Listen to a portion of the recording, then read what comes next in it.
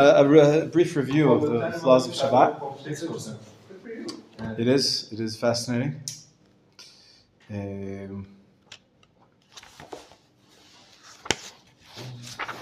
We're going to learn about Muktzah today. Muktzah, yeah. The proper pronunciation is Muktzah in Hebrew, but thank you, David. It's commonly pronounced Muktzah, or Muktzah, Muktzah, not Muktzeh, but it doesn't matter. It's the same thing. What is Muktzah? Anybody know? Anybody want to tell me what's Muktzah? Yeah, why don't you start? It's something, it's like a pen is Muktzah. That's a good example. It's like a fence. It's a fence, good. To don't do what you're not allowed to do. What you're not allowed to do, not bad. Okay, what were you going to say, Chaim? It's a rabbinic prohibition, not a Torah prohibition. Right, good. Excellent. Like Eitan. Eitan, yes. Good. Benjamin, you wanted to say something about Muktzah, or you're good? No, they said it for me. They said it for you? Good, okay, that's right. All right. The word means pushed aside. Pushed aside. So there's a principle, it's based on a principle in the Torah. The Torah says, for Shabbat, you have to have everything prepared. And whatever's not been prepared for Shabbat can't be used. So based on this idea, the rabbis, as you said, basically decreed that anything that's not designed for use on Shabbat, that's not set aside for the Shabbat purposes, we assume that it's muktzeh mida'ato. Look on page 161. Things that are removed, he puts them out of his mind. And two reasons. Eitan said one reason, to set up a safeguard so that you will not come to do malacha. For example, a pen, you might come to write. We know writing is one of the 39 categories. Second reason, though, it's no less important, is to preserve the atmosphere of Shabbat. As a day of holiness and rest, as we saw in chapter 22, the concept of the spirit of Shabbat. And the idea of rest applies to one's hands. They should not be moving objects or involved in activities that are not connected to Shabbat. So just to play with things in your hand for no good reason are really violating the issue of muktzah. Okay, so also we did learn the concept of rest. Which chapter was that? We're supposed to rest on Shabbat. We talked about now work. Even if you're not actually doing any of the, I forget which chapter it was now, but even if you're not doing any of the other melachot, you're supposed to rest. I think it was the beginning of the spirit of Shabbat as well. Yeah, so, and so in order to enhance that spirit of relaxation and rest, the sages came up with this idea of muktzah. Okay, so there are 5 types of muktzah, 4 types here on page 163. And let's go with these. I remember 5. We'll talk about maybe one of them could divide it into 2. 4 types of muktzah. Each one is a different type of muktzah. Muktzah, prohibition of moving. I want to stress, you're allowed to touch muktzah. It's not allowed to move it. A car, of course, is muktzah because it's for driving, and driving is prohibited. So anything that's normally used for driving, for a prohibited activity, is forbidden to move. But you can touch a car, as long as it's not going to set off the alarm. If I forget my talis in the car, I can open the door. Then you're moving. You're moving the door. You're moving the door. If the car window was open, you could reach in and get it, no problem. But maybe leaning on a car would be allowed if you're not moving. If it's a big car, Hummer, whatever. You're not going to change. You're not going to be moving it much. But touching it is not really prohibited. Just moving it. Anyways, let's see what they are. What are the four categories? Page 163. Muktzeh machamat gufo. Yeah, question? The concept of touch. Yes. What do you mean touch? You're allowed to touch it. You just can't move it. I mean, a book is not muktzeh. A book is, but here's a clock. So even if I don't move the clock, even if I don't push the buttons, I don't change the electrical use, I can't be moving it around. But if I wanted to touch it, I could, without moving it. Mm-hmm. My lamp. Lamp is a good question. Lamp. That's good question. Good question. So your special Shabbat lamp that you brought in to show us, right? With the little cover. Lamp you can. Right. So it's a good question. It's designed for use, for moving that cover up, and so and you're not violating the Shabbat by using it, so it's not considered muktzeh. The question is whether you can move the entire lamp. That is a debate amongst the rabbis. But the cover, that's how it's designed to work. And you're not violating any prohibition with it. So the cover is not muktzeh. Maybe the lamp itself, the base, might be muktzeh. But the lamp you showed me, it has an arm that moves, right? It stays in that direction. Can you adjust, move it right, move it left? This is a matter of debate. Some rabbis say it's allowed because the entire thing, it's designed to use that way. It's designed for use on Shabbat without turning on or off the electricity. So you're allowed to. Similarly, a fan that's on from before Shabbat, they twist. Some of them automatically twist. It's actually a mechanical gear that stops it from moving. It's a mechanical pin that you put in, it doesn't move. So some rabbis say it's allowed because you're not really doing anything electric. And it's not muktzeh because it's not forbidden on Shabbat to move it right or left. Shlomo Zalman Auerbach, we mentioned the other day, Shmir on Shabbat Kilchata. He says that you're allowed to move a fan. You're allowed to move a fan as long as, of course, you're not going to affect the electricity in any way. It's a big question, but let's start. Let's start from the beginning. Okay, there's no end to the questions that can come up. Let's get the principles, and then we'll be able to put them in the right boxes once we get the definitions done. Muktzeh machmat gufo. Number one, inherently muktzeh. Items that are not fit for any use on Shabbat, such as rocks, trees, sand, animals, and inedible food. All right. So rocks in the road, they were not designated for use on Shabbat. They're tree branches. Muktzeh. You're walking in the street with your kid. The kid picks up a rock. He picks up a stick. Just yesterday, my grandson picked up a stick. It's no problem during the week, but on Shabbat, well, he's a kid, so it's not so important. But if he's a baby, but an adult is not allowed to pick up a stick. Stick is muktzeh. Muktzeh machamat gufo, inherently muktzeh. That's what the definition of muktzeh, something not fit for use on Shabbat. There's no use for a rock. There's no use for a stick. So it's not designed for use on Shabbat. Number two, muktzeh machamat chesron kis. This can be a little bit surprising. Valuable objects. Chesron kis means loss of money. So you would not normally handle something very expensive. And so you put them out of your mind. The classic example used to be binoculars. Nowadays people use binoculars. They're not so expensive, but there used to be a very expensive piece of machinery, right, or a telescope. It's expensive. It could be thousands of dollars. So you're not going to use binoculars as a paperweight. That's the question. Right?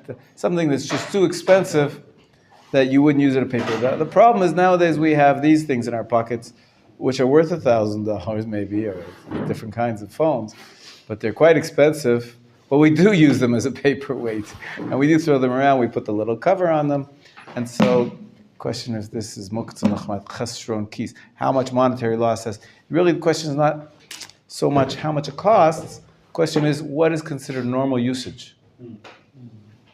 Would you normally, like some people, also an old example, was a stack of paper. You buy a stack of paper, and you want to use a bookmark. So in the olden days, you wouldn't take a blank sheet of A4 paper and just use it as a bookmark. Take something that's used, something that's old. You wouldn't ruin a good piece of paper. So even paper can be considered muktzeh machmat chesron kis, because it's something that's not normally used for any other function. It's something that's designed, set aside. So, of course, you're not going to write on paper on Shabbat. So the paper is set aside it's not for use. So can you use it? That's a problem. They have no use on Shabbat, one puts them out of his mind. That's muktzeh machmat chesron kis. Muktzeh because of monetary loss. Number 3, pasis l'davar asur. This is an interesting one. The rabbis were pretty strict about this.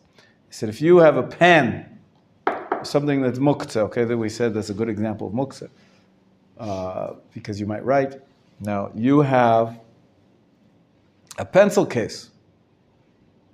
Okay, this is where you keep your pencils and your pens. And you have a desk. And this is where you keep your pencils. Like I have this, right here, right? I keep it on my desk, right here. It's full of muktzah items. I've got an electronic remote control. I've got a pen. I've got some glue. I've got some all sorts of muktzah items. And this is always on my desk. It's part of what gives me tools for the whiteboard and stuff, etc. So the halacha is as follows. If you have a muktzah item that's, when Shabbat enters, it's on a platform, the table, not only does the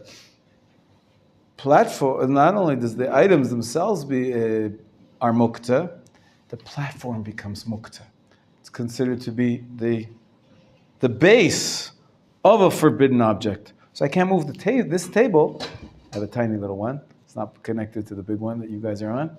This table cannot be moved on Shabbat. Even if I say, I need more room here, I need the table on that side, can't move the table. Not only the muktzah, but the base of the muktzah becomes prohibited. There's details. It has to be intended to remain there on Shabbat. You put the base, once you put this out of your mind, you put the base out of your mind either. The table. So you're not intending to use it. It's called basis in Hebrew, basis l'davar asur, a base for a forbidden object. And the fourth type he quotes here is perhaps the most common and the most lenient type of muktzah, which has 2 reasons why you are allowed to. The first 3 you really can't play with too much. A stone is a stone is a stone. It's going to remain a stone. There's no way to move a stone on Shabbat. We'll see that perhaps with your foot you can, but not with your hands. And muktzah machmat chesron kis cannot really be overridden. Basis l'davar asur, if the item is prohibited, like I said, binoculars on your table, you can't move your table. The fourth one is more lenient. This is implements whose usage is forbidden. Kli shemelachto le'isur. It's designed for doing a prohibited activity, like a pen. A pen is a kli shemelachto le'isur. Sometimes they are used for permitted purposes. The best example would be, the classic example is a hammer. What's a hammer used for? To build, to fix. Building is one of the 39 categories of work. You can't put a nail in a piece of wood. That's a Torah prohibition. So the hammer is muktzeh mechamat isur. Kli, a vessel, shemelachto, its normal usage is isur. Allah says as follows. What happens if it's Shabbat and you're having a coconut? You have coconuts sometimes? How do you crack them open? Use a knife. A knife, huh? Smart. Go hands. Your hands? A coconut? Good luck.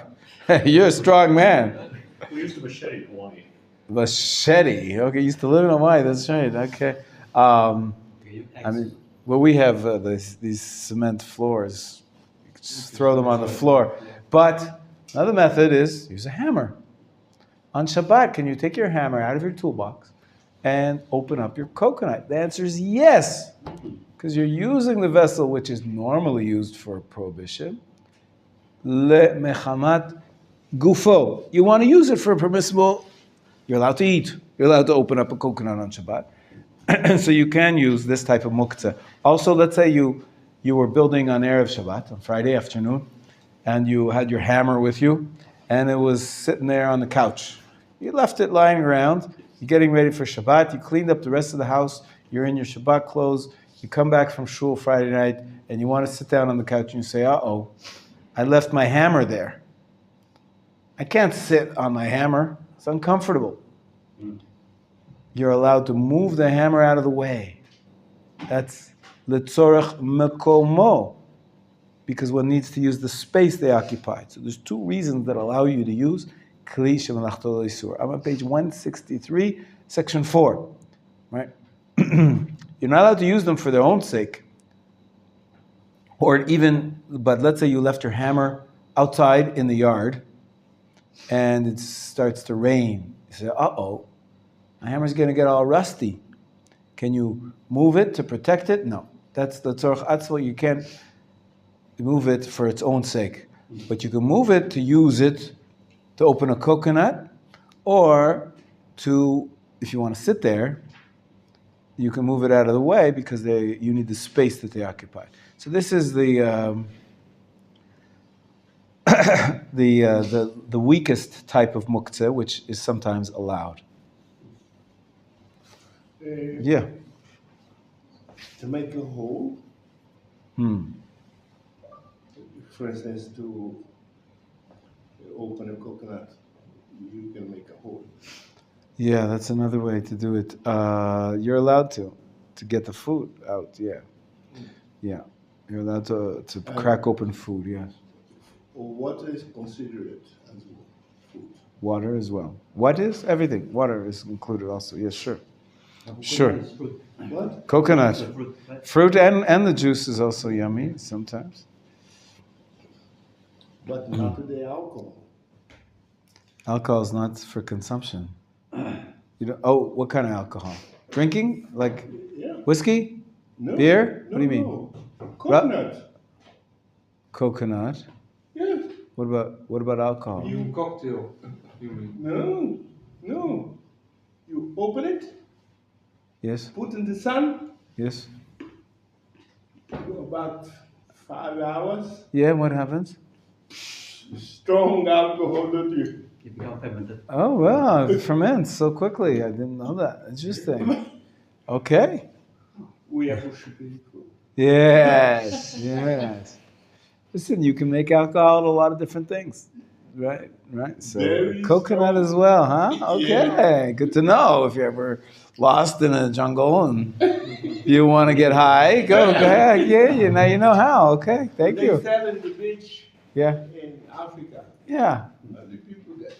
And it's alcoholic. Wow. How about that? Such an innocent thing. Coconut drink. Not so innocent. All right. Binyamin. Indian culture also. Yeah. Indian culture they have that. It feels so interesting. Japanese have something, sake. Different. What's that made from? Rice. Rice.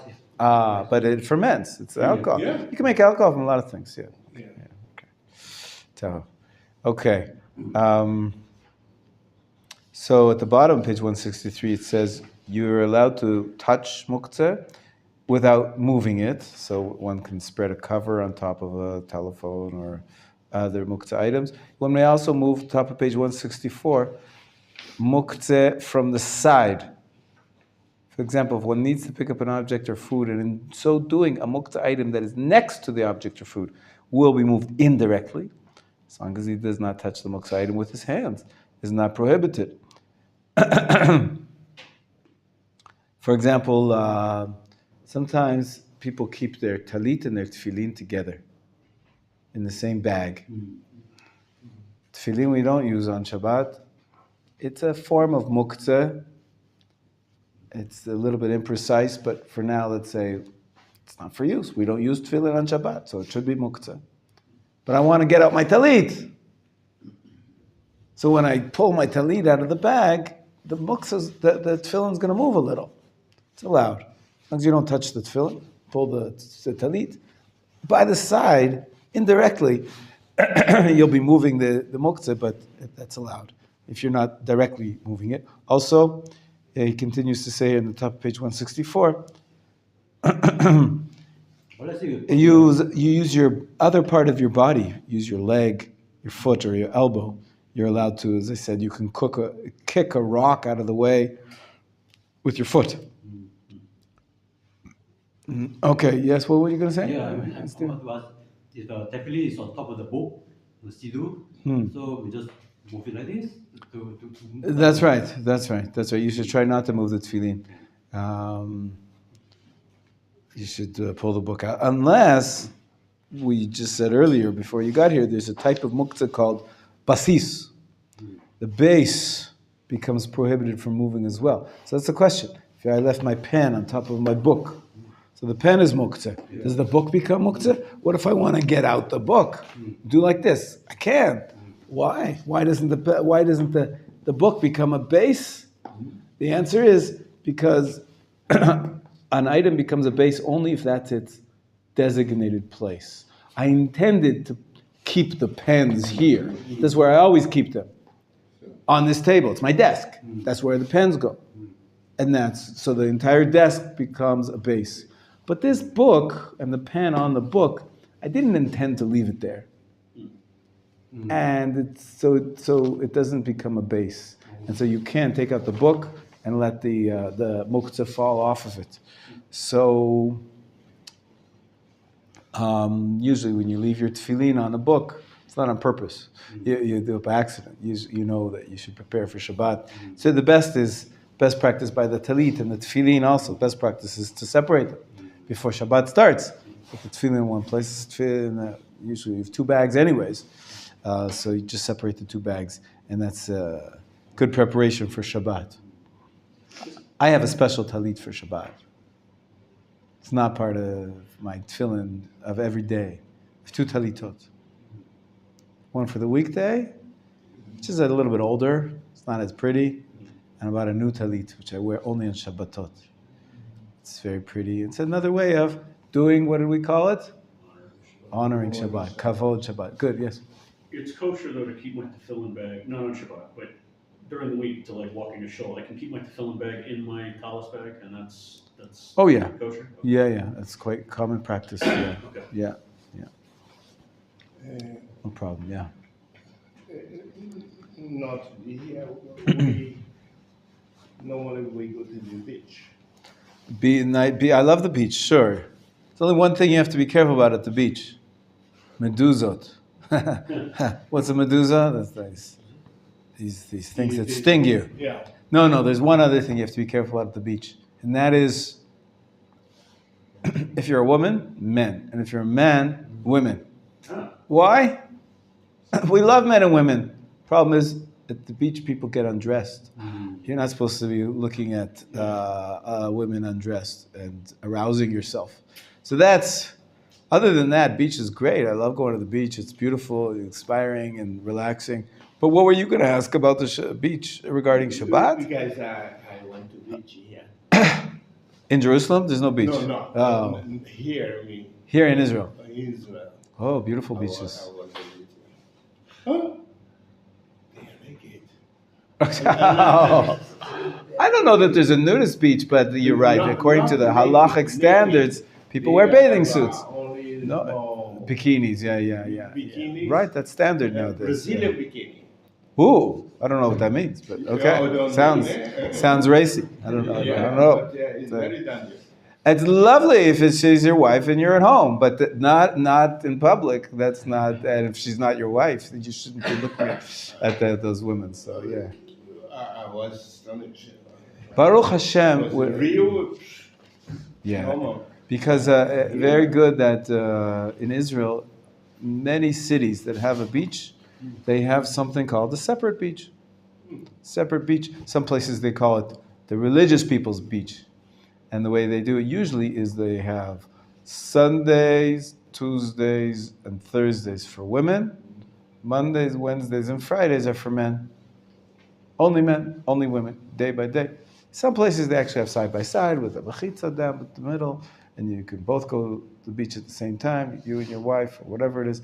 But separate beach is the way to go. Yes? So when I lived in Haifa, I swam 5 to 6 days a week. Did you? Yeah. I Oh, that's great. Is that permissible with SNEAS? I mean, because I'm entering a beach where there are men and women.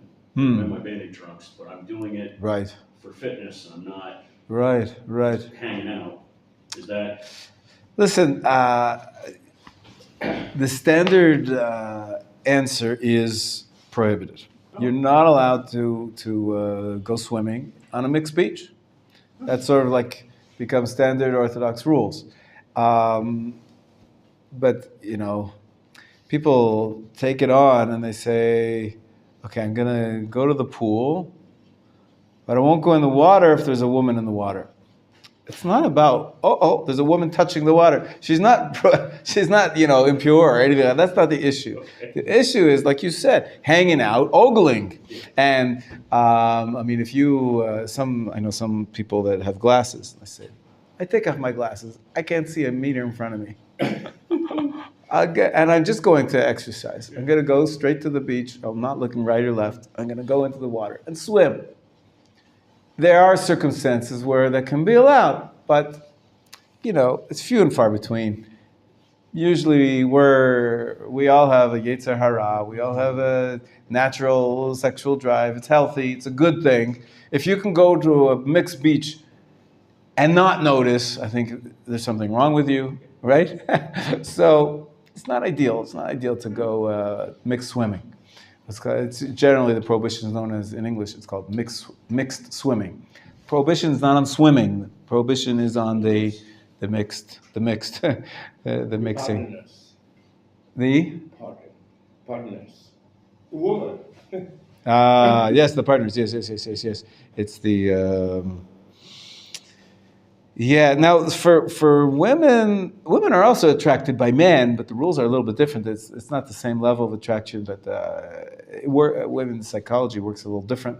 But there's an additional problem that the women have, and that is they know that they'll be turning on the men, and the men are not allowed to be turned on by women who are not their wives, and so.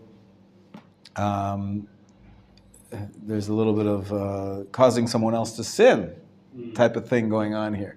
For women to go to the beach and wear bathing suits when there's other men around. There is a leniency for the lifeguard. If it's a man lifeguard or a woman lifeguard, they're doing their job. They have to be there for safety. So you're allowed to go. Women can go swimming even if there's a man lifeguard. But if there's men around that are going to be watching you swim, there's a problem for women to show themselves in front of men. But anyways, I digress. We got from muktzeh onto mixed swimming. I don't know, but I mean it's an exciting topic. I agree, but the separate beaches. Some places are nicer, some are less nice, but I think it's also a mitzvah to support that there should, if there's a demand, they'll have the separate beaches. If there's no demand, they won't. So if we all go say, I'm just take out my glasses, I can go swimming with the mixed beach, there's never going to be a separate beach for the people who should be using a separate beach. However, what if the person is very old and he's no more arousal? He cannot get aroused. Is it still permissible? I have yet to meet such a person, Yeah, but they might be very old already. So yeah, even don't have old. the desire anymore. Stephen, I don't know. I wish you good health until 120. But desires. That's it. Yafe. Okay. Well said. Well said. It's not there. It's there, kaput. But here, Aha. Oh, you're still thinking. Yeah. if he's blind, Very interesting. Right. There's a statement in the Talmud, "Ein apotropos la'arayot," that there's no guarantors when it comes to desire, sexual desire. You always have to be careful. You always have to be careful at all ages. You never know. And yes, I went to Burma, Burma. Okay. and there people laugh. Yeah. Look at me like I got it. It's okay. Yeah. Why? in laughing. Because of your skin color? Why? I didn't hear why they are laughing for. Yeah. Oh, then I asked the guy, and he just ignored my question. That's interesting. And I don't know. the first day, the second day, I thought they've never seen a black, so Could be, right. maybe they put their art relaxation. But they every day. Oh, yeah. So it's horrible. So- Sorry. There's in 1800s. Yeah. The Americans, black Marine, Okay. was walking there. They are black. Yeah. Okay. So, but they stayed 3 days, and they, Wow. the pleasure comes, and they don't laugh at me, but the idea that in 1800s, Oh. what the black man was carrying, Okay. the instrument. Okay. So, and then I told him, what is it? Either you tell me, otherwise I tell your boss that this is discrimination. Okay. Then So he told you, explained the to you. boss explained to me. Wow. So, only the fact that Marine 200 Yeah. went there, the idea Yeah. come to is in the history of Interesting. Yeah. Wow. people. Amazing. Human psychology works so interesting. Yeah. Well, one thing leads to the next. Good. Yeah, exactly. Thanks for answering the swimming question. No problem. No problem. I'm sorry if it makes it difficult. It can be. Jerusalem now. Still. Right. Right. All right. All right. Okay. Let's see what else we should talk about when it comes to the law of muktzah. Already about the first book, right? Not so much. Not so much. Maybe we mentioned it in passing. No in detail. So one of the classic types of muktzah. We're going to see it here. Let me just see if he.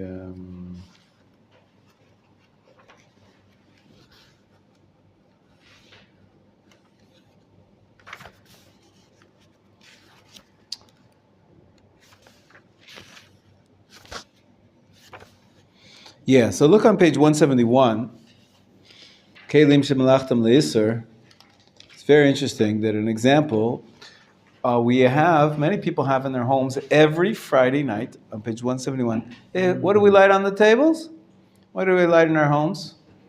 Candles. Candles are muktzeh for two reasons. One is that if you move them, you're going to be causing it to burn brighter or less bright, and you'll be violating directly one of the 39 categories of work, which is lighting a fire. Right? Especially if it's oil, you tilt it a little bit, the oil goes a little bit more into the wick, and the fire burns brighter or gets put out. You might even extinguish it if you mess around with the fire. So you can't move a candle that is burning bright. Now, what's interesting is that, how long does a candle last? The average candle, Friday night candle, 1 hour, 2 hours, 3 hours. Yeah. After that, so my mother has silver candlesticks, beautiful Shabbat. She got them from her mother. I don't know how much they're worth. They're made of pure silver. I don't know, maybe $1,000? I don't know. I hope. I don't know, but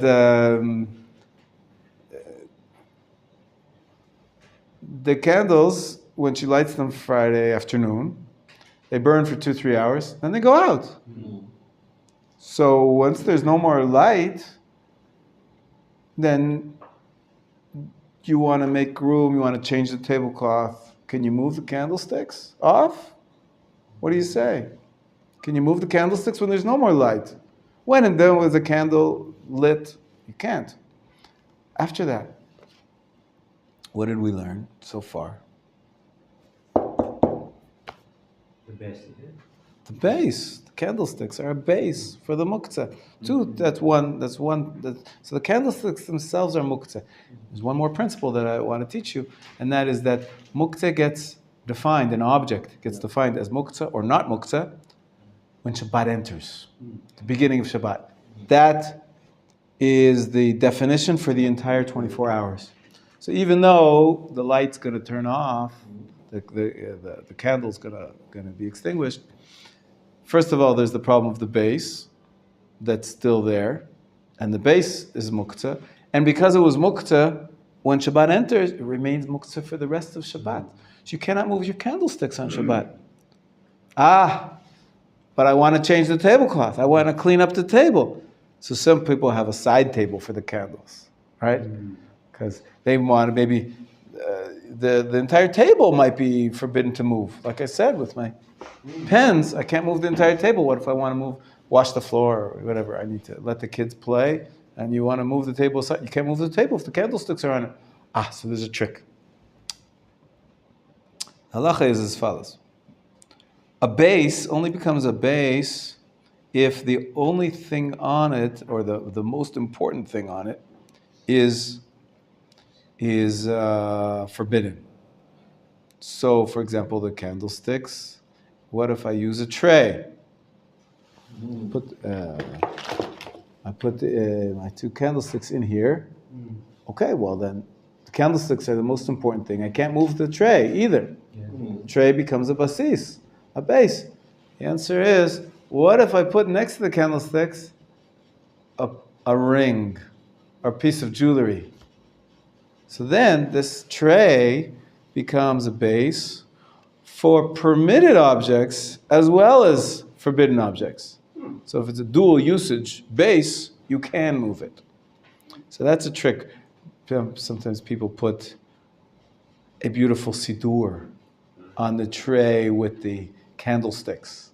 Because then, once the candles have been extinguished, they've burnt out, so then you can move the entire tray off because you're moving it because it has the siddur in there, or the jewelry on the tray. You're allowed to move your candlesticks off the table, switch the table, and then, you wouldn't move it back. You're only allowed to move it because you need the space. But the base, if it's a dual usage base, it's basis ledavar hamutar ve'ha'asur, something permitted and forbidden. So that's a good trick. Some people even say, we'll put the challah on the same tray with the candles, so that, if necessary, after the candles burn out, after the candles burn out, we can move the tray off the table and switch the tablecloth and so forth, if you have such an ability. Sorry, what is the reason again? When we put the ring or the siddur there, because it's more important than the candle, or what? Yeah, it has to be at least of equal importance. Yeah, so you can't just put a paper clip or something. You still can't take the candlesticks off the tray, right? Correct. Okay. Right. So you pick up the tray. Is permitted, but not the candlesticks. Yeah. Good. Okay, so this is happens every day, every Shabbat. I may go outside a little bit. Of course. Oh, not now. You were saying, well, let's say you go outside. Yeah? Go ahead. Yeah. Can I invite two women to Shabbat? It's a nice mitzvah it's a big mitzvah to have guests. People don't have where to eat. It's a wonderful thing. As I said, I think another time when we discussed this, I said that as a single man, there's a problem of yichud. Yichud means seclusion. You're not allowed to be alone with a person of the opposite sex. The truth is, with two women, it might be allowed. Obviously, if there's a couple, they can have people over. We assume that the husband will watch over the wife will watch over the husband, and nothing will happen. But if it's two single individuals of the opposite sex, they have to be careful of yichud, seclusion. And so, but there's solutions. You can leave the door open maybe, and people can walk by, and enter at any moment. Then you're not really alone. Also door open with the woman. Door open, yeah. I mean, it depends on if you're on a desert island, door open won't mean anything. But if if people do walk by and the door is open so they can see in, so you don't really have the privacy, which makes the prohibition effective, okay? Also, to give a tram to a woman, it's not allowed, right? In the night. Good. It depends on the circumstances, right? If it's broad daylight and it's afternoon and there's people all around, people at the bus stop, people on the highway, most poskim say it's allowed, but if it's the middle of the night and it's dark and nobody around, it's probably prohibited. You can turn off the light in the car and then it's allowed, right? Turn on the light in the car, that's allowed? Not if nobody's there. If there's a light on in the middle of the forest, does anybody see it? Right? So, his point is that other people can see you, and if there's nobody there to see you, so it doesn't help that there's a light. But, okay, it's interesting topics. But what about muktzah? What about muktzah? This is muktzah. You can't move. You can't move it. Okay. Let's see what else. This is common. Sometimes you want to you do your wash your clothes. Many people do it on Friday. Friday is a little bit like a Sunday here.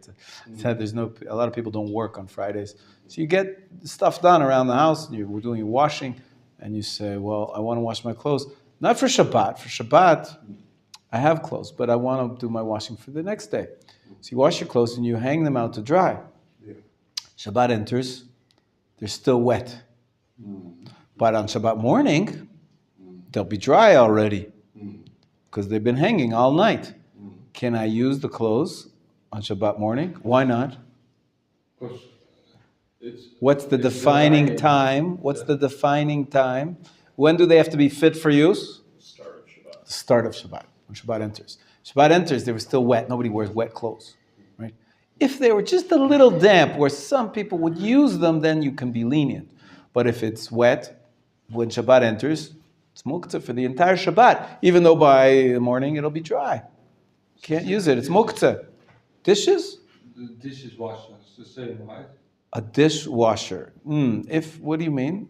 What's the case? If you put them on before Shabbat, and on Shabbat you finish, everything inside is also muktzah, right? It's muktzah because when Shabbat entered, you couldn't open the door and take it out because it was working. So any electric device which was working, even though it's going to turn off a few hours later, you can't use that device or those items which were not fit for use when Shabbat entered. Yeah.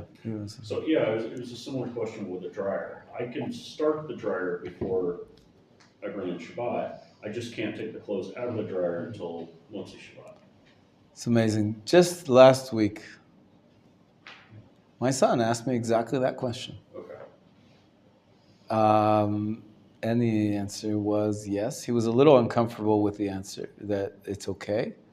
But I explained to him, the only issue is that dryers make noise. And you're not supposed to be running machines which make noise on Shabbat because it disturbs the atmosphere of Shabbat. But the reason why I told him it's allowed because our dryer is outdoors. It's on the balcony, Okay. and I don't hear it inside the house, or not very much, anyways. I don't know. So it doesn't bother me. So I told him, as long as you turn it on before Shabbat, you're not doing anything on Shabbat. It's continuing to work. It turns off automatically, and you can't open it up and use those clothes on Shabbat because it's the muktzeh. It got defined. It was not fit for use when Shabbat entered. Can't be used for the entire Shabbat. But when Shabbat comes, you can take your stuff out right away and use them, as long as, it doesn't ruin your Shabbat atmosphere because of the noise. We talked about it a number of times. Let's see what else. Alright, I don't Yeah. understand this one. How about this smartwatch? Is it Muzay also? Smartwatch. Good People question. using it on Shabbat. All right, it's a good question. We talked about it the other day. Yeah, but It's complicated. Some rabbis say it's forbidden totally, but some people say it's allowed. So there's different types of watches. Some of them show the time always, so it doesn't. Your movement is not going to make it light up. If your movements are going to be making it light up, it may be more problematic.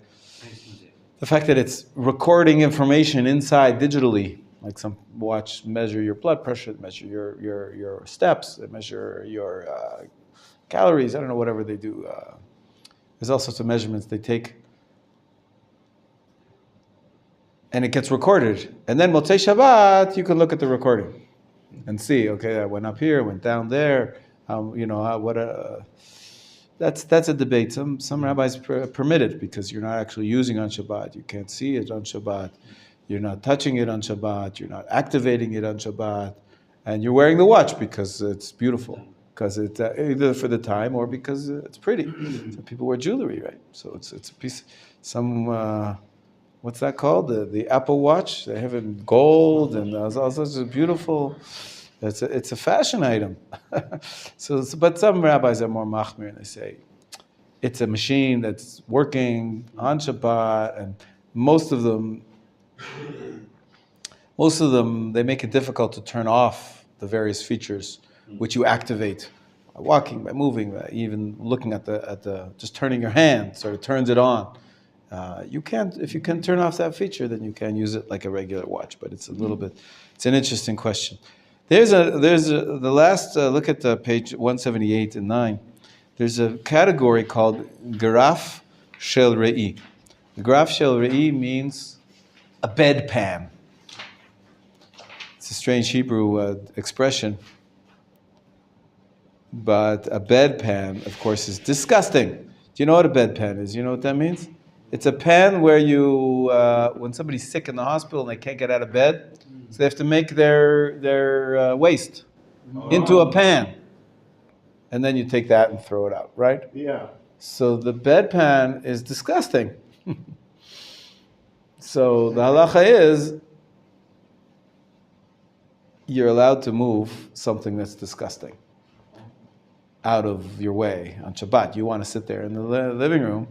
If there's a baby's diaper there, baby's diaper, no use for a baby's diaper. It should be muktzah, right? But it stinks.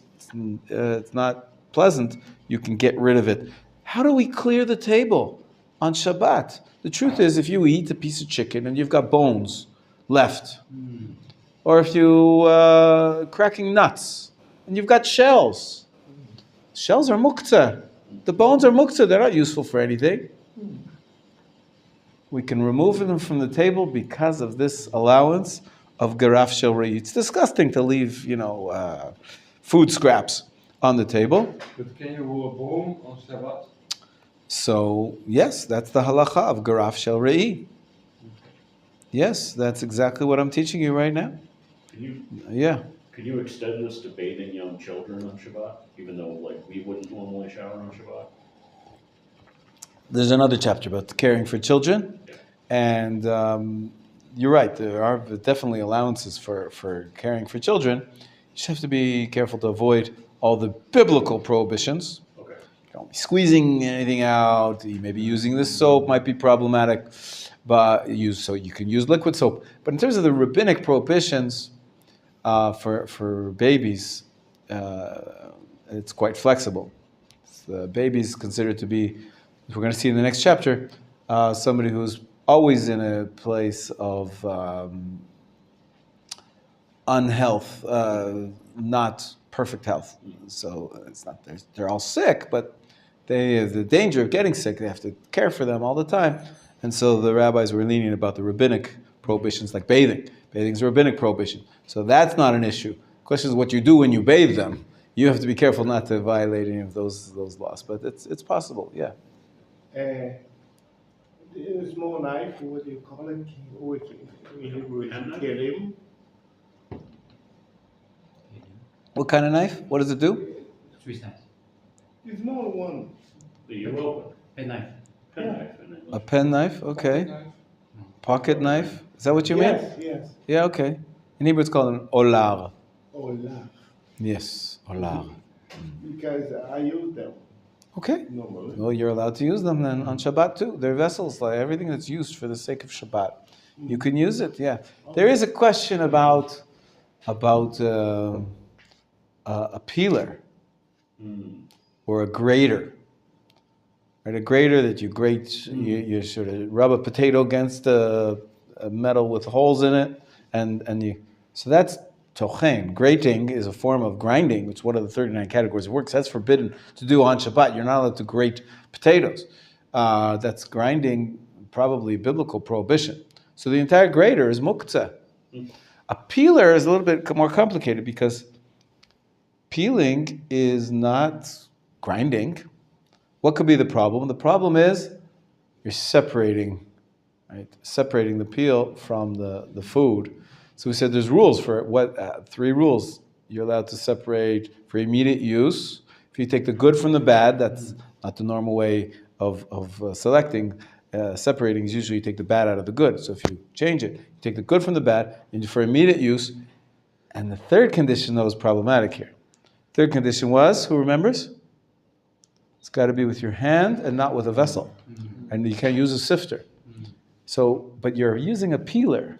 So is a peeler considered to be a special vessel designed for separating? Or did you say it's a fancy knife? It's a knife, which is, right? What is a potato peeler? It's a knife that's on a special handle, which makes it convenient. You can peel with a knife.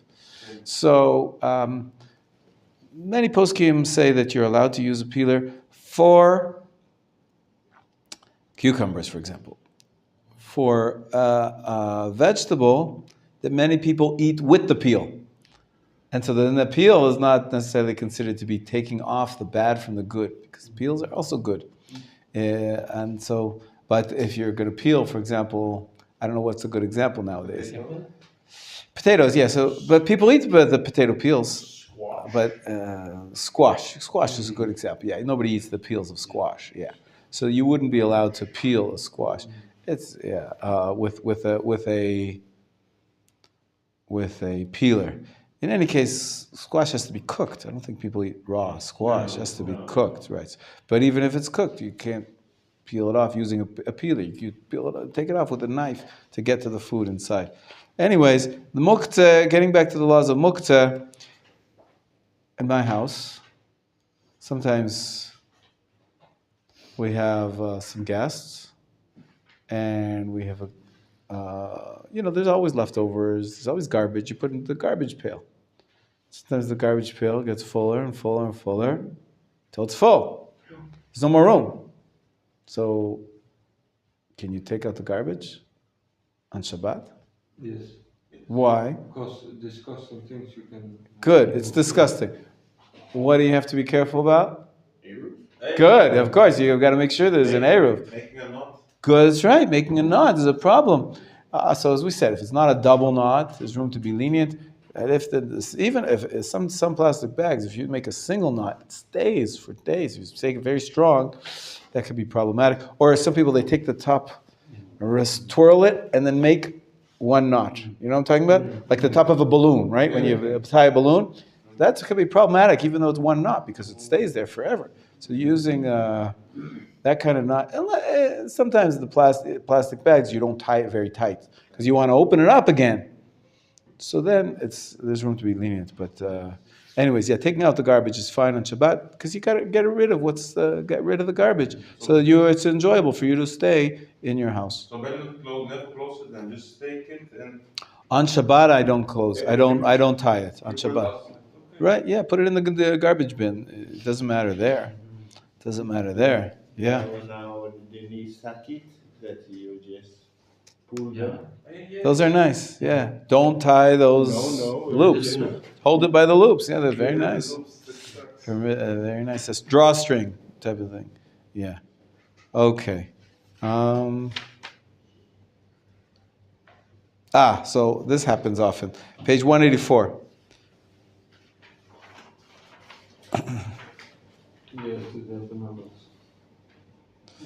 Picked up muksa permissibly or mistakenly. So you want to read it, Eitan, for us? Page 184? As we have seen, one may move a click shemalachto le'isur for a permitted purpose, or for its space. Those one may take a hammer to crack nuts after use, one is not required to drop it. Rather, he may return the hammer to its proper place.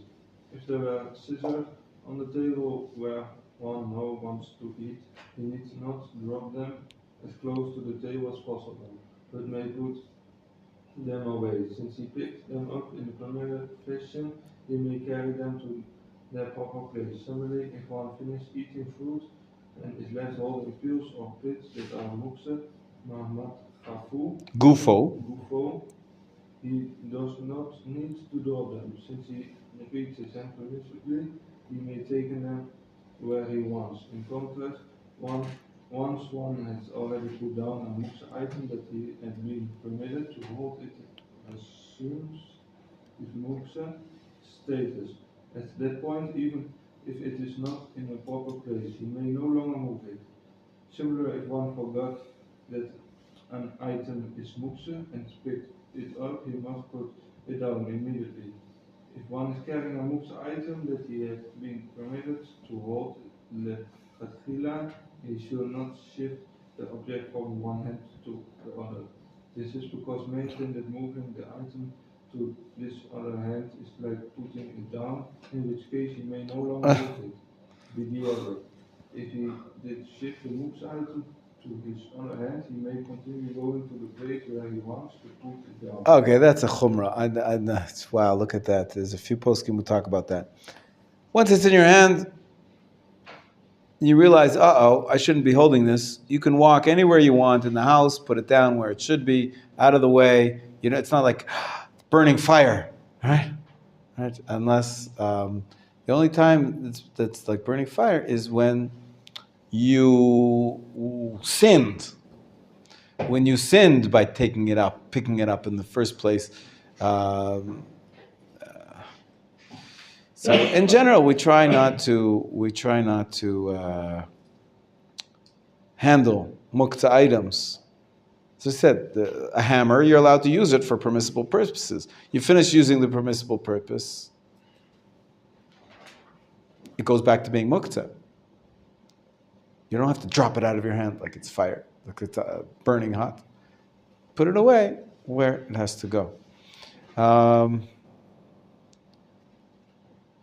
Okay. Beseder, those are the laws of mukta. Today is Thursday. As you can see, the next chapter is about children. It's to care for children on Shabbat. There's many different types of... there's, of course, educating them to keep Shabbat, but there's also things that we do.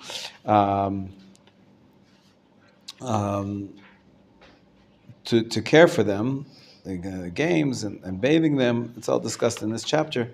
But in general, we should avoid using children as the Shabbos goy, right? Because they're not going. They're going to grow up, even though they're not obligated really to keep the mitzvot. Often it does happen. There is such a leniency. If you have a pressing need, for example, you left the light on in the fridge, or you left the light on in the bedroom, and you want to go to sleep and you can't sleep, and you're not going to turn it off, but you say, well, this child is not obligated to keep the mitzvot. There is a mitzvah to educate them to keep Shabbat, but it's not the same severity as an adult violating the Shabbat, are you allowed to take a child and have him help you out, just like you would with a Shabbos goy? So it's quite problematic because you have a mitzvah to educate your child about Shabbat, that we don't turn lights on and off on Shabbat. So there's a long discussion here. There is such a believe it or not, since part of the reason you can't tell your child to do malacha for you on Shabbat is because you're the parent. It might be easier to take the neighbor's child. Hey, come on over with your child, and then we get into the issue of what's a child. A baby doesn't know what he's doing. You put a baby in front of a switch, he'll just play with it. So you hold the baby next to the switch. You don't tell him what to do. He'll, for his own reasons, he'll be playing and he'll flip it up. As soon as he touches the switch, you move him, take him away. Take him away. That's child abuse. It's not abuse because you're not making him do anything really bad. If you take him to the electric box, maybe you are, but you got to be careful. But there is such an idea. But it's a little bit silly, right? Because you can't do that with your own child. So you're supposed to be educated. You take the neighbor's child. You don't have to educate him. So of course, kids grow up. And then, once they're of an age where they know that it's Shabbat, and they're going to say, hey, it's Shabbat. Why are you telling me to turn this light on or off? So they're right. It's forbidden once they know. But if it's an age, below an age where they don't even know, what Shabbat is. They don't know what it means sometimes that something's forbidden or permitted. Kids are kids. The babies are babies. They don't understand at some age. So there's a lot of discussions of exactly what age does it become forbidden to use a baby when you have a great need. Of course, we're trying to be a little bit lenient because the need is for the sake of Shabbat. You want to be able to sleep on Shabbat. You want to be able to eat your food that's in the refrigerator and so forth. And so there's some details here. You look on page 192. He says here that regarding Shabbat, parents have an obligation to educate their children to keep the mitzvot, even if a child is not yet 3 years old, which is generally the age when we begin teaching children to avoid prohibited activities. The law is more stringent for Shabbat, as long as the child understands that turning on the lights would be helpful to his parents. It's as if they were doing it for them. They must prevent them from doing it. Based on the pasuk, it says, your children should not do any your son, your daughter, do not do any melacha. So,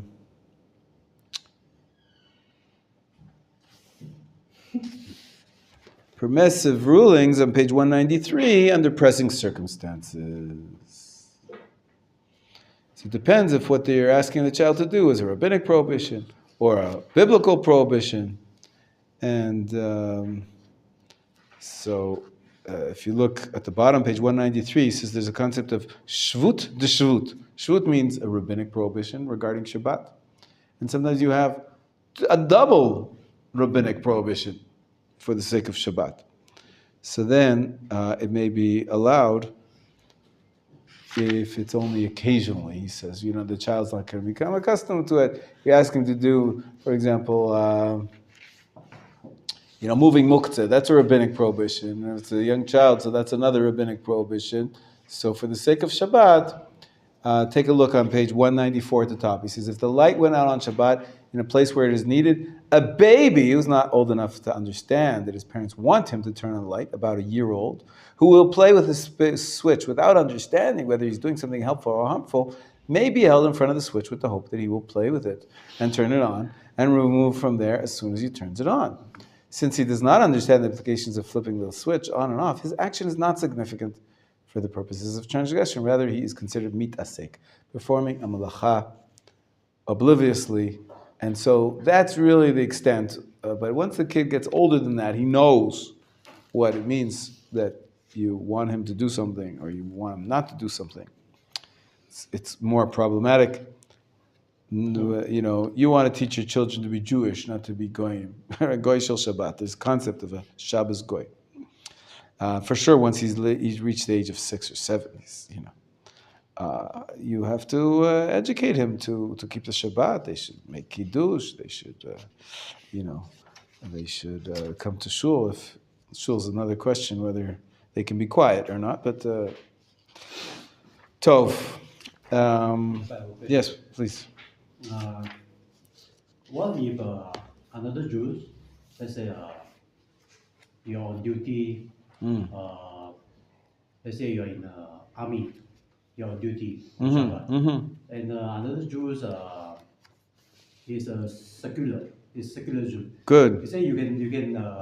I mean, it's not good, but I understand the question. You say you can observe your Shabbat, and I will carry you the item. Right. Because it's I'm not observing. Right. So right. is he allowed to do that for you? Absolutely not. It's an excellent question. Just like we said, we shouldn't turn our children into goyim. We can't turn our fellow Jews into goyim. So, even if someone's secular, that's his lifestyle of choice. Many times they didn't choose it, but that's the way they grew up. But whatever it is, it doesn't mean that they're not Jewish. And therefore, they're obligated to keep the mitzvot as far as we're concerned. And so whether you do the melacha or you ask another Jew to do the melacha, it's forbidden. You're doing something forbidden on Shabbat. Absolutely not. Many times a secular Jew will say, allow me, the lights are on, the lights are off, I don't care, I'll turn the lights on for you. We can't do that because even though he doesn't know about it, as far as we're concerned, he's obligated just as we are and prohibited just as we are. And so you can't. Truth is, chapter 26 talks about that if a Jew does work for you in violation of the Shabbat. Let's say you're not feeling well, you're feeling sick, and your neighbor feels bad for you, and he makes you up a bowl of soup. Isn't that beautiful? It's delicious. It's amazing. It's such a nice chesed that he's doing. The only problem is, it's Shabbat. So he cooks up a bowl of soup for you, a pot of soup for you on Shabbat. And he brings it over and he wants to make you feel good. And the truth is, you're actually quite thirsty and you're hungry. And it would be really nice to have a bowl of soup. You're not allowed to eat that soup because it was made in violation of Shabbat for you. So you cannot use it, even if it was not made for you. So there's some details. He made it for himself. And then he found out you're sick. And then he brought it over to you. Well, then there's actually a whole, some definitions in chapter 26. We'll look at that briefly now. Ma'aseh Shabbat it's called. Benefiting from a melacha done on Shabbat. This is an entire chapter. It answers your question, Stephen. As you can see, it's about 10 pages, over 15 pages. So there are some details here. But in principle, my first answer is absolutely the beginning point, is that a secular Jew, he thinks he's not obligated by the mitzvot, but he is. The fact that he does melacha wittingly or unwittingly, it's unfortunate, but it's still considered a forbidden act. And the ramifications of that is what we have to see in chapter 26. There was another question here. Somebody wanted to ask a question. Yeah, I of course, normally or not, but can you put your children, he do something naughty in Shabbat, and then you say, go there, go to your room now. Okay, yes. Stay there 10 minutes. Right. Time out. Right. Time out, right. Right. So, of course, it's a mitzvah to educate your children to be good people and to do the right thing. 7 days a week, you have to educate your children even on Shabbat. As long as you're not doing any of the categories of work, you're not, telling him to go light a fire, I hope, or you're not gonna Turn the egg timer to Yes, 10 minutes. right. Turning a timer, that's an interesting question. If it's mechanical, I mean, there's a bell at the end, so maybe that's a problem. But any case, of course, you educate your children even on Shabbat. We said, I think we mentioned this before, in some cultures it's still acceptable to give an educational slap, to hit your children. In some places, it's already forbidden to touch, to lay your hand. No violence. No violence. You can be put in jail in some places. And what does Judaism have to say about this subject? It's not really about Shabbat. It's every day. There is a ramification on Shabbat, because on Shabbat, if you hit your child, what could happen? You hit someone on Shabbat, what could happen? Crying, but what else? You could get a bruise. And that's a problem of chovel, that's injury on Shabbat, that's a derivative of shchita. We said you're not allowed to do bloodletting. You're not allowed to it's part of, it's like killing somebody, even locally. Drawing blood is forbidden. So that's an extra problem on Shabbat. But even not on Shabbat. So already a couple hundred years ago, there was, I think it's Rabbi Yitzchak Mikuli, the author of the Me'am Loez. He mentions that in our generation, it's 100 years ago, he says in our generation, the kids nowadays, they're not like the kids of old. Then kids knew who was boss. But nowadays, as I said, already 200 years ago, he says, kids don't accept authority. Mm-hmm. You know what might happen if you slap them? They'll slap you right back. And that could be a very serious offense. If he's your child, they strike your father, you could be guilty of an even greater offense. You're not allowed to injure your father. It's explicit in the Torah. You're not allowed to hurt your father. So if you're a father and you're trying to discipline your child, and you think by giving him the whip, giving him spanking, nowadays, again, for hundreds of years ago, it says, nowadays, you may be guilty of causing him to sin. Because he's going to retaliate, and he's going to hit you. So if that's what the kids are like nowadays, that's part of the world we live in, that it may be, most poskim say today, don't hit your children. It's not the right way of education. But the other methods of education, of course, rewards is better than punishments. Consequences is still the word we use nowadays. But you can educate your children and punish them even on Shabbat, yes.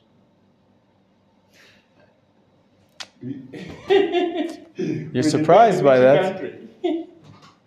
Regarding violence, using violence, you're talking about? Because the children slap the father. Yeah. And the father slap it back. Yeah. And That's. Then he go to the neighbor. He said, "Look, my father." He's... The police will call it. That's right. It's a dangerous business using violence.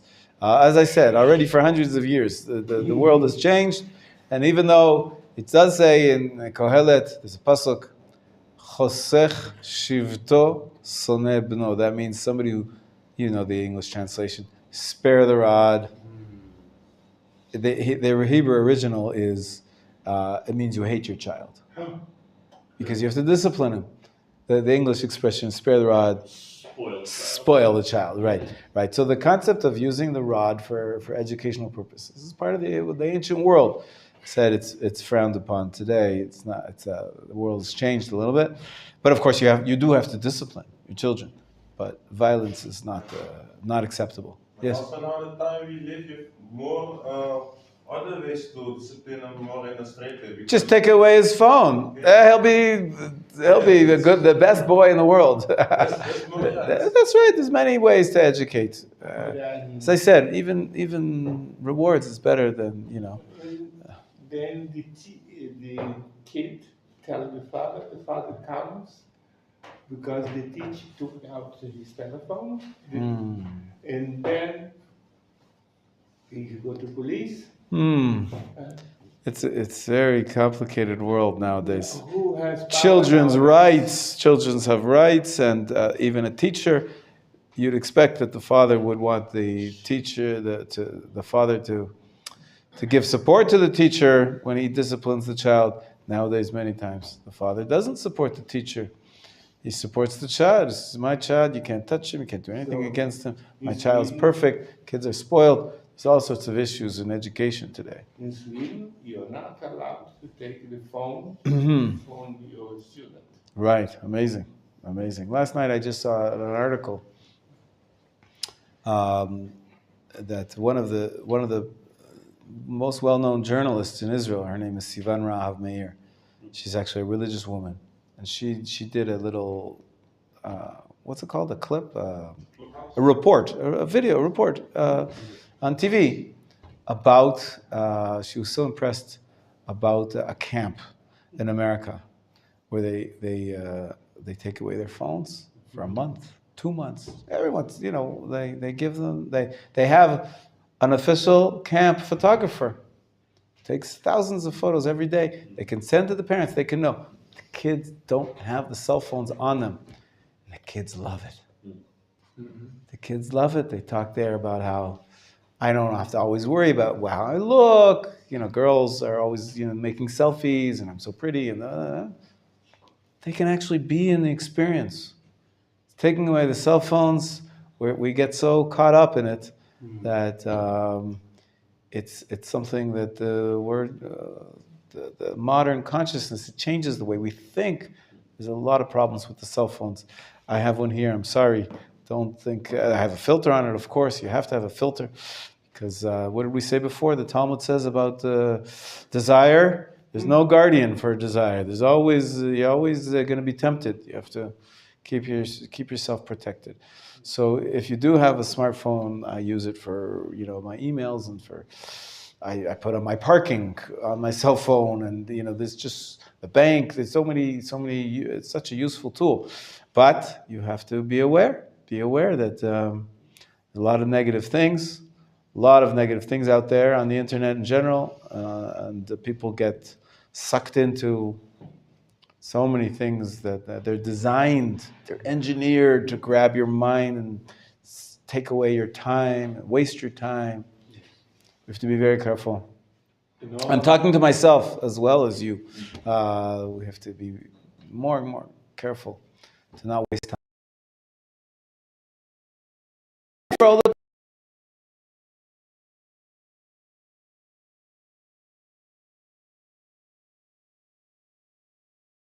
That's right. You're scrolling. All right. There's a lot of junk that just pops up at you. And ask the young ones. yeah. Oh, Oh. no, they don't need it. Right. Sure. Yeah. In Holland, we had every lesson in school, there was a special bell.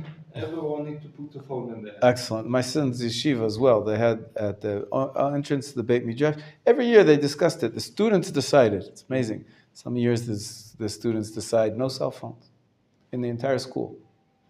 And another time they decided they're going to make little cubby holes. The entrance to the Beit Midrash. You go in, you put your phone down, you leave, you can pick it up again. But when you're in the class or in the Beit Midrash, no cell phones.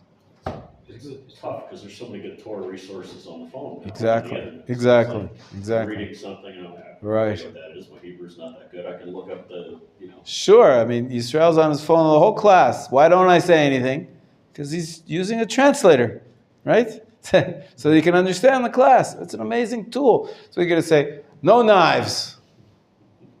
What do we have in Israel? No guns, right?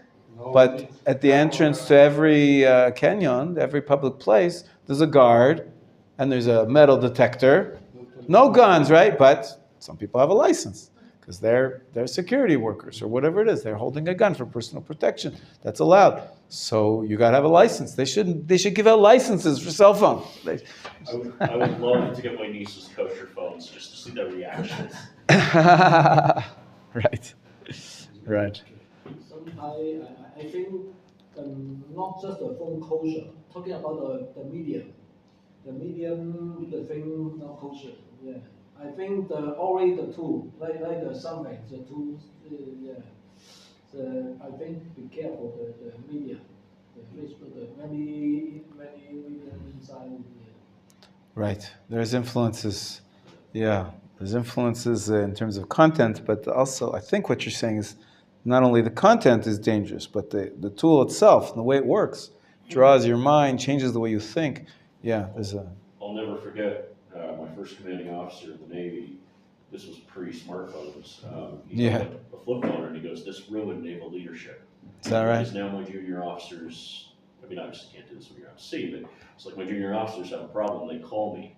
Yeah. They don't figure it out. He's like, when I was a junior officer, you just figure it out. And You I'm had the to commanding figure officer out. liked That's it later. right. That's right. That's right. So it's, That's I've never forgotten that. That was probably 20 years. Yeah. We on the other hand, it's a great tool, like you said, look something up, so, but you do lose a little independence. I think I mentioned the other day, there's a concept of responsa, right? What a responsa? One second. What a responsa? Questions and answers, right? Questions and answers, right? Questions, people ask halachic questions to rabbis and they give answers. So it used to be, you write a letter, get a letter back, snail mail. Rabbis would write long answers and details with giving sources and why they think, and usually you'd limit that to more serious questions that you couldn't figure out yourself. But nowadays, there's something called shoot SMS. Shoot is Sheilot Tshuvot, responsa. SMS, responsa on SMS, or nowadays it's WhatsApp. I get questions on WhatsApp all the time. Someone, a student here, a student there, they ask, I don't know what to do, what's this? And on the one hand, it's amazing, it's great, you don't know, you have access. Yeah, also Rabbi Google, similar, but also, even let's say You gotta be careful with Rabbi Google. That's right, you don't know who he really is, Rabbi Google. Rabbi Google, I don't understand. Google is the search engine, right? Google, it's a search, you search on Google. Yes. So people ask halachic questions, so we call them Rabbi Google. Rabbi. Yes. Okay. In any case, so on the one hand, it's good that people ask questions and they don't know the halacha. They can get an instant answer. On the other hand, you're teaching people to be dependent. Like you said, like an officer in the army used to learn skills. Every Jew should know how to open up a book and look something up if he doesn't know how, if it's a simple question. It's a big, major question. I understand. You ask the great rabbi, but you don't ask that 5 times a day. So people are asking 100 times a day. Ask that 5 times a year, maybe, if it's a major question. But you have to know how to find your halachic answers on your own. So, what did you want to say, Yisrael? Something else? Yeah. How to say? No, about the carry in the Shabbat. Yeah, carrying on Shabbat. Yeah. For example, sometimes I finish the minha, want to go to hotel, walking. And I don't want to come back walking, but for example, it's the food. The food is the shoe. Where I keep the kara, the ticket. This carry. Do you understand? Yes, I do. This food, this the shoe, this the food. I keep the credit card, maybe the red card. Rav Kav, yes. The bus card, yeah. Carry or It's a good question. So it's really, the issue is not carrying because there's an eruv. But the issue is muktzeh. Muktzeh is like basically you're carrying money.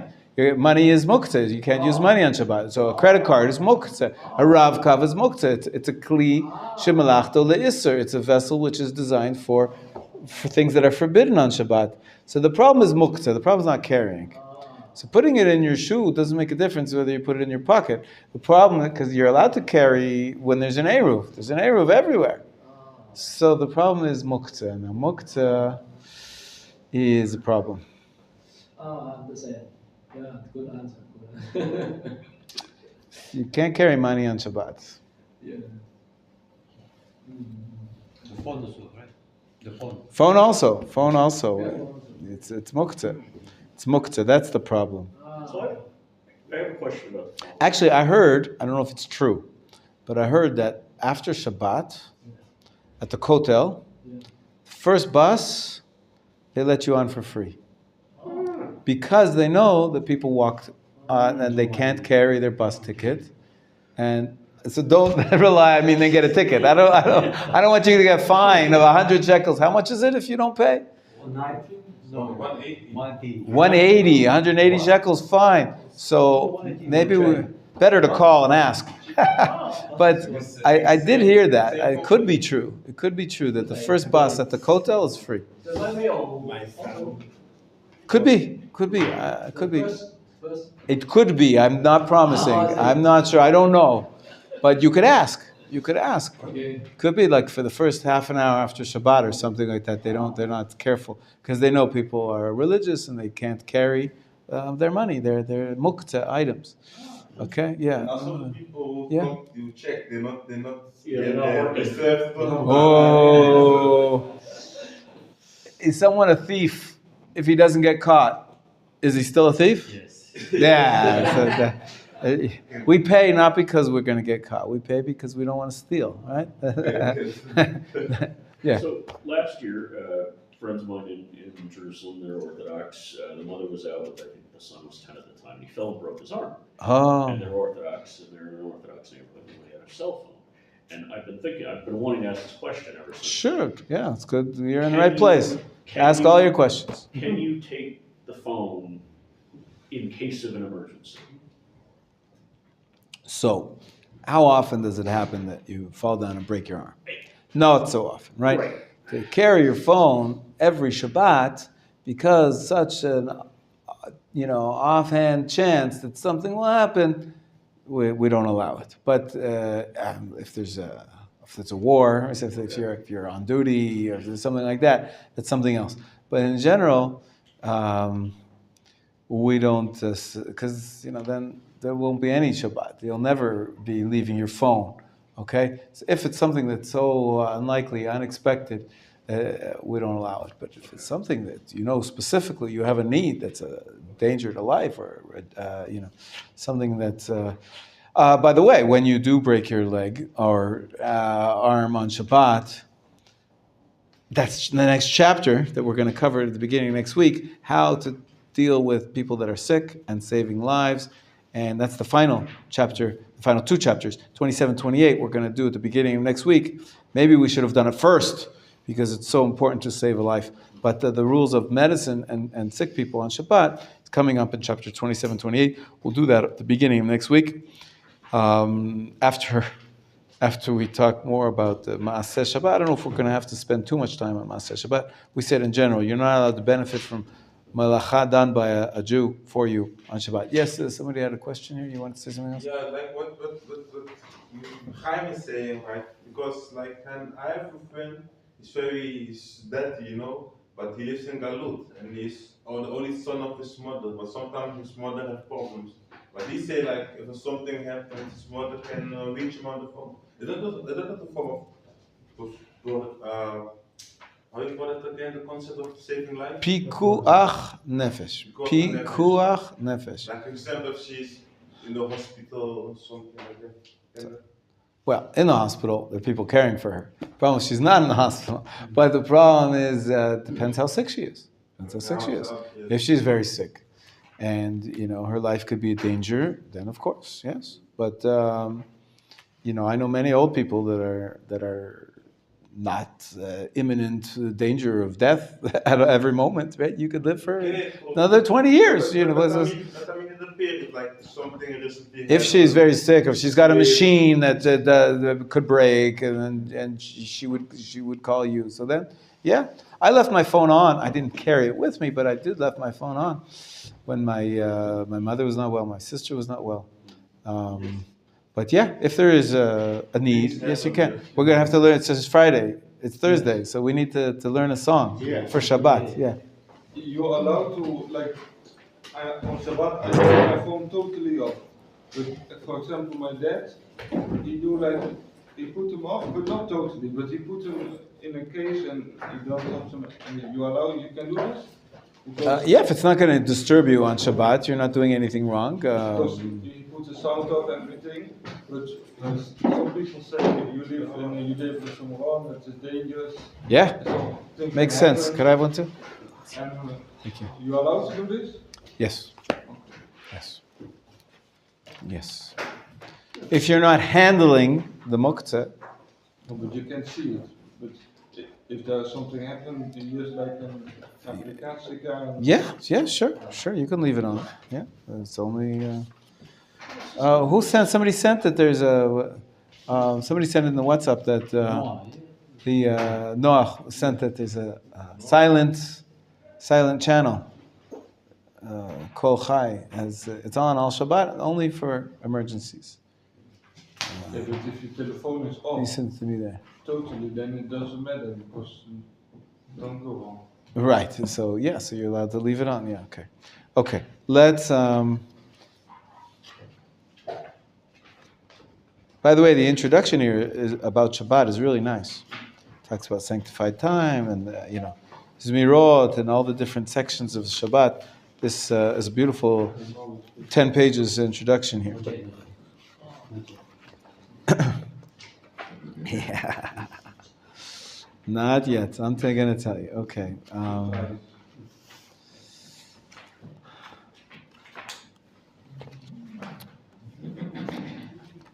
Let's see.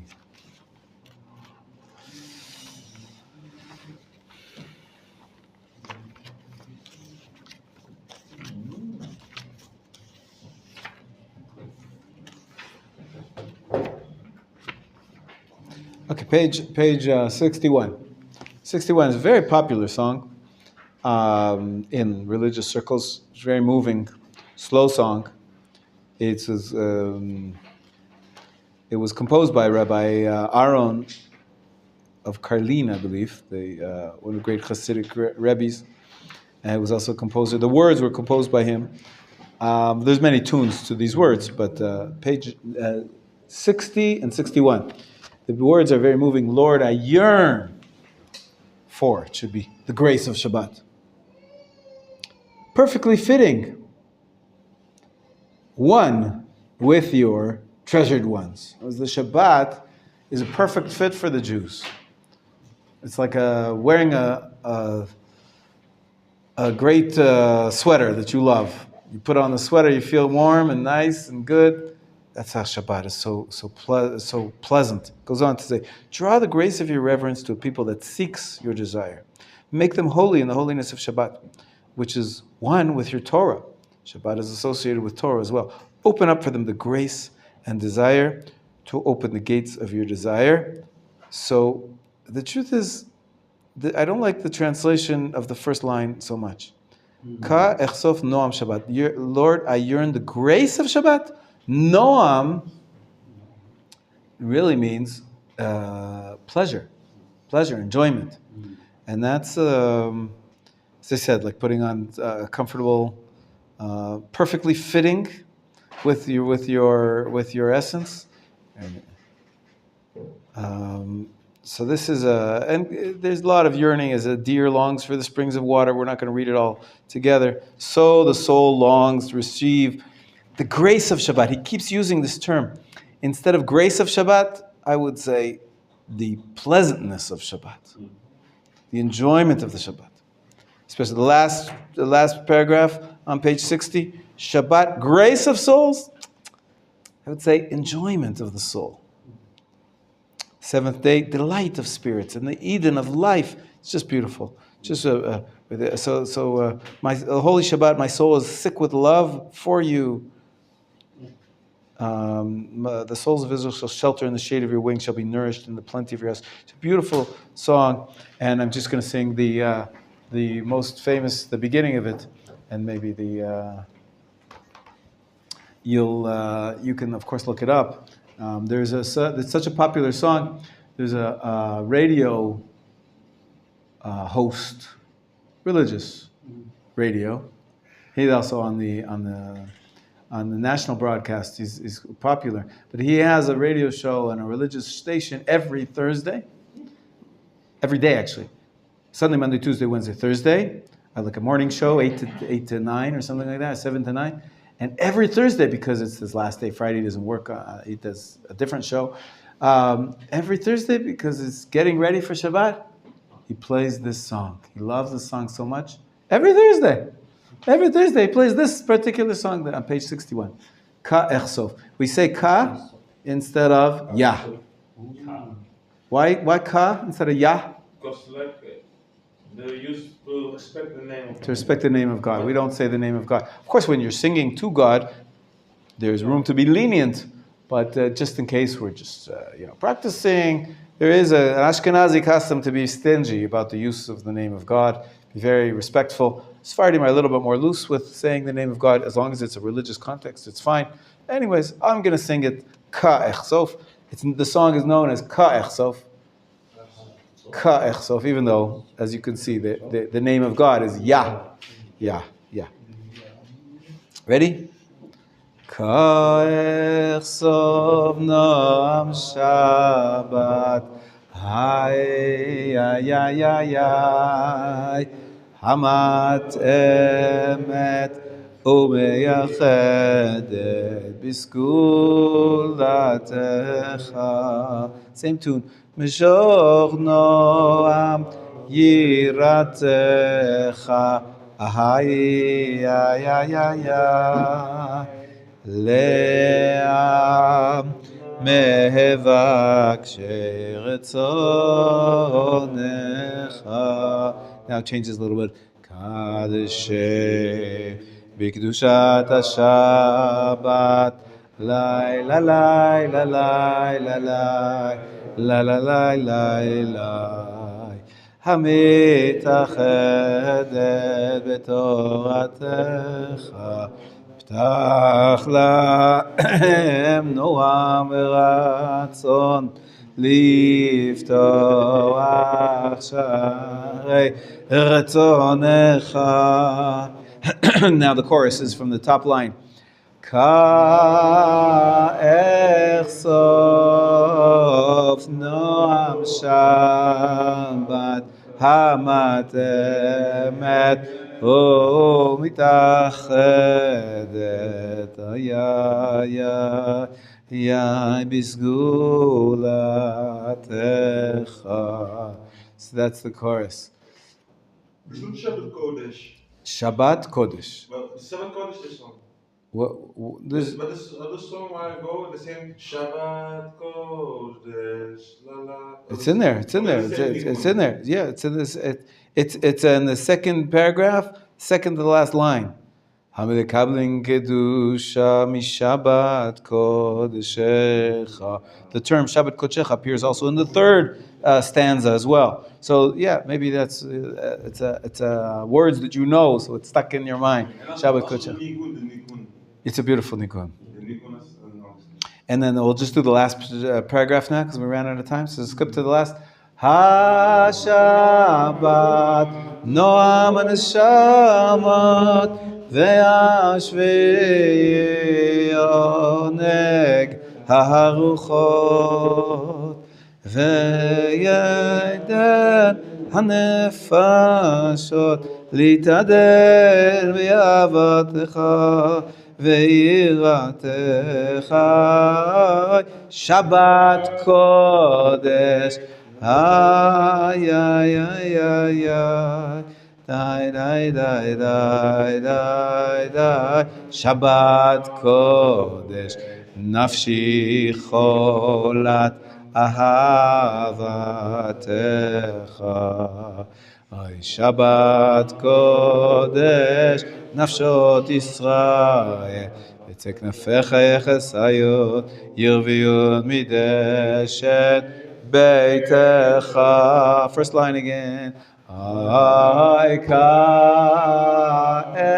sof in noam Shabbat hamat emet mitachedet ayay bisgulatecha. Shabbat shalom.